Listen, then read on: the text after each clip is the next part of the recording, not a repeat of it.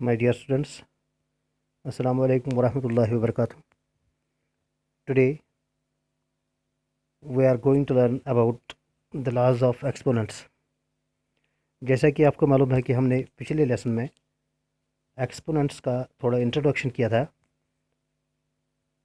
तो आज हम इस वीडियो में लॉज ऑफ एक्सपोनेंट्स सीखेंगे। तो पहला लॉ क्या है?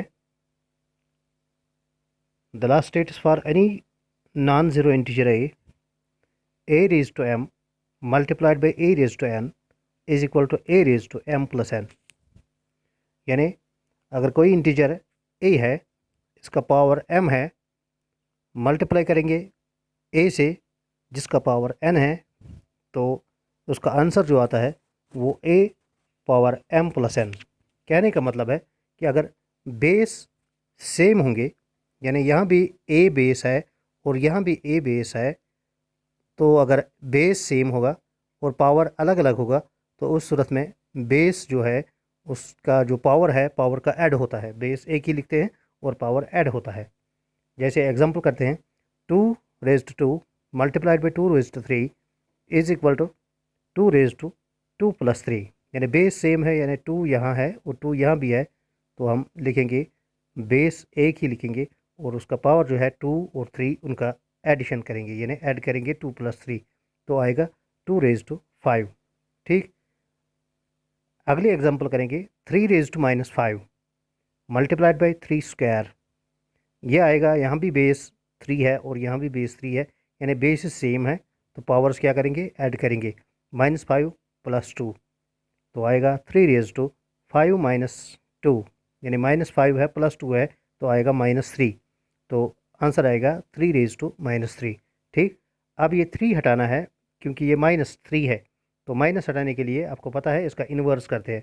आपने पिछले लेसन में सीखा था कि a raise to minus M is equal to 1 upon a raise to m, यानी इसका रेसिप्रोकल करते हैं, इसका जो माइनस होता है ये हट जाता है, तो हम क्या करेंगे 3 raise to -3 is equal to 1 upon 3 raise to 3।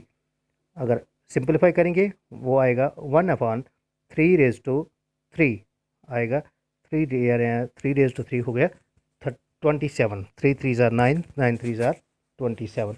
ठीक, चलिए अगला एग्जांपल करते हैं। -5 raise to 2 into -5 raise to -3। यहाँ क्या है, बेस सेम है 5, -5 एक्चुअली -5 बेस है और पावर क्या है, इसका 2 है और इसका -3 है, तो हम क्या करेंगे, when bases are same powers get added, तो हम पावर का ऐड करेंगे 2 प्लस -3, वो आएगा -5 रेज टू 2 प्लस -3 हो गया -1। तो -1 हटाने के, माइनस हटाने के लिए हम क्या करेंगे, इसका रेसिप्रोकल करेंगे इस बेस का, ये निकलेगा 1 अपॉन -5। ठीक, चलिए दूसरा लॉ सीखते हैं। The second law states for any non zero integer a raise to m divide by a raise to n is equal to a raise to m minus n।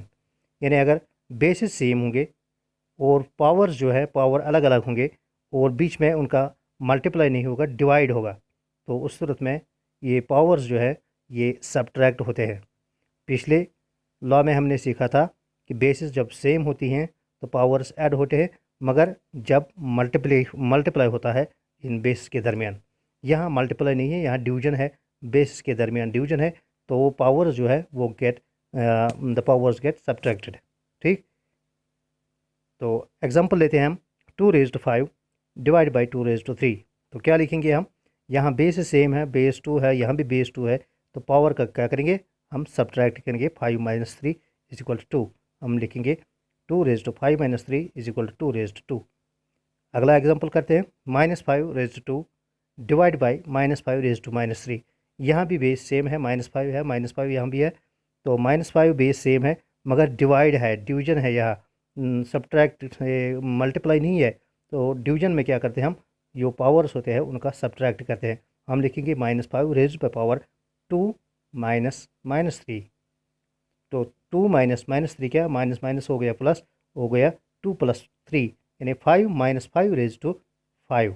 ठीक, कहने का मतलब है कि अगर दो बेसिस सेम होंगी और उनका पावर जो है वो अलग अलग होगा मगर बीच में डिवाइड होगा, तो हम क्या करते हैं, सेम बेस एक ही लिखते हैं और उसका जो पावर है उसका सब्ट्रैक्ट करते हैं। ठीक, चलिए अगला वाला सीखते हैं। For any non zero integer A raise to M whole raise by power N is equal to A raise to M into N. यानी अगर कोई बेस लिखी है, उसका पावर है और उस पावर का ऊपर और एक पावर है, तो हम क्या करते हैं, जो ये पावर्स होते हैं वो मल्टीप्लाई होते हैं। हम लिखते हैं a raise to m by power N is equal to A raise to M into n. Example लेते हैं 2 रेज टू 3 पावर 2, यानी 2 रेज टू 3 जो है उसका भी पावर 2 है। तो हम क्या लिखते हैं, हम बेस लिखते हैं 2 और पावर्स जो हैं the powers get multiplied, powers का मल्टीप्लाई करते हैं, वो निकलेगा 2 रेज टू 3 इंटू 2। तो आंसर क्या आएगा, 2 रेज बाय पावर 6। अगला एग्जांपल करते हैं, -4 क्यूब रेज्ड बाय पावर 4। तो हम लिखेंगे -4, ये जो बेस है -4, उसका पावर जो है पहले 3 है और ऊपर 4 है, तो पावर्स आर मल्टीप्लाइड। हम लिखेंगे -4 raised by power 3 into 4 that is -4 raised power 12। ठीक, यानी अगर पावर का ऊपर और एक पावर होगा तो हम लिख देंगे, तो हम उस तरह में लिखते हैं, पावर्स का मल्टीप्लाई करते हैं। ठीक, चलिए नेक्स्ट सीखते हैं। For any non zero integers A and b, अगर अब दो इंटीजर होंगे a raise to M into b raise to m, यहाँ क्या है, यहाँ दो बेसिस हैं मगर बेस सेम नहीं है। पहले ए है और यहाँ बी है, मगर उनका पावर जो है वो सेम है, यानी a raise to m multiplied by B raise to m. तो उस सूरत में क्या करते हैं, ये जो बेसिस है उनको मल्टीप्लाई करते हैं और जो पावर है वो एक ही लिखते हैं दोनों का, तो a into b raise to m. Example लेते हैं, 2 स्क्वायर मल्टीप्लाइड बाई 3 स्क्वायर। यहाँ 2 स्क्वायर जो है उसका बेस 2 है और पावर 2 है, और ये जो 3 स्क्वायर है उसका बेस 3 है और पावर भी 2 ही है।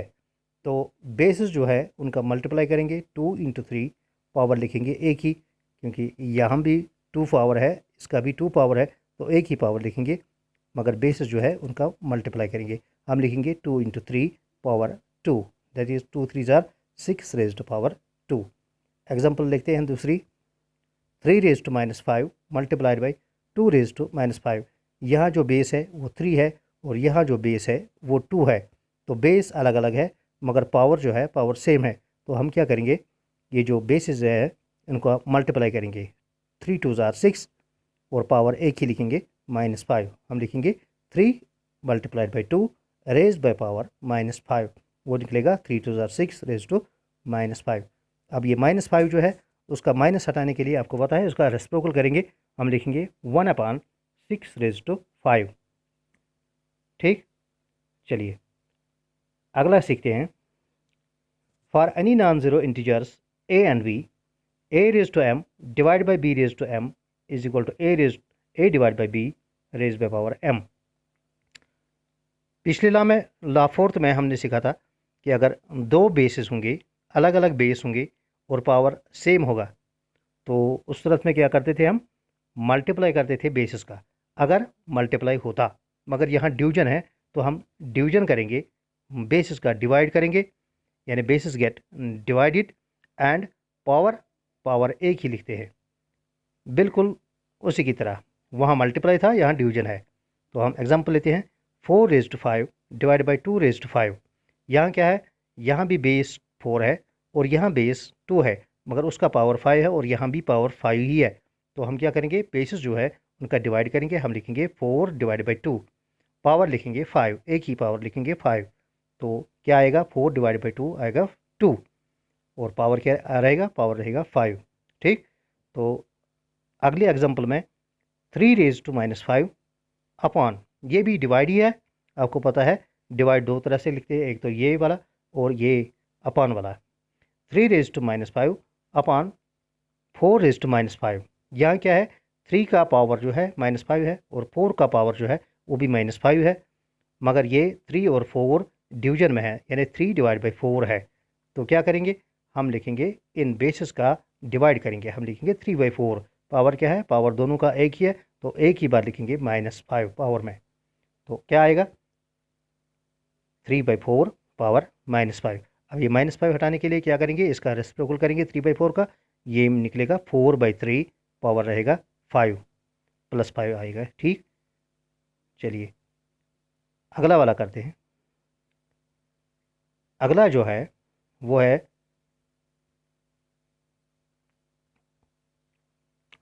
For any non zero integer a raise to 0 is 1, यानी कोई भी इंटीजर a हो उसका पावर अगर 0 होगा तो आंसर हमेशा हमेशा 1 ही आता है। फॉर एग्ज़ाम्पल हम लिखते हैं 50, पावर इसका 0 रखेंगे तो आंसर 1 आएगा। 1000 होगा, पावर 0 होगा तो 1 ही आएगा आंसर। अगर 1000 क्या 1 लाख भी आएगा, 1 करोड़ भी आएगा, माइनस आएगा, प्लस आएगा, जो भी यहाँ आएगा ए के बदले जो भी आएगा, पावर 0 रखेंगे तो आंसर हमेशा 1 ही आएगा। तो यहाँ लिखा है 3 × 4 पावर है, होल पावर है 0। तो हम यहाँ ये नहीं सोचेंगे 3 4 12, नहीं, पावर 0 है तो मतलब जो भी अंदर है वो 1 ही बनेगा। ठीक, यहाँ है 3⁻1 + 4⁻1 + 5⁻1। हम क्या करेंगे, 3 का इन्वर्स करेंगे, 4 का इन्वर्स करेंगे, 5 का इन्वर्स करेंगे, नहीं, क्योंकि होल पावर 0 है तो हम सीधे लिखेंगे उसका आंसर 1 ही आएगा। ठीक है, चलिए शुक्रिया, स्टे ब्लेस्ड।